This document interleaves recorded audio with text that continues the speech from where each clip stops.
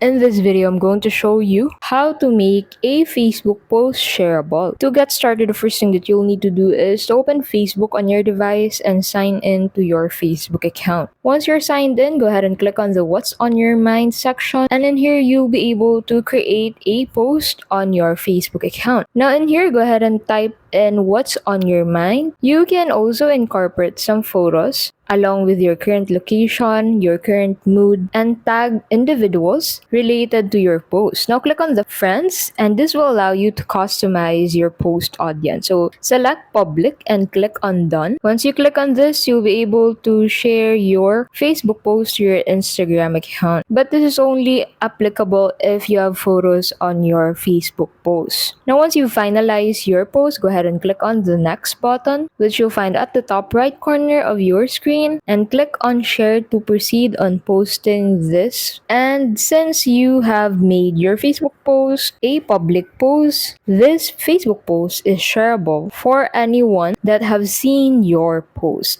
And that's how you can make Facebook posts shareable. Thank you so much for watching, and we'll see you in the next video.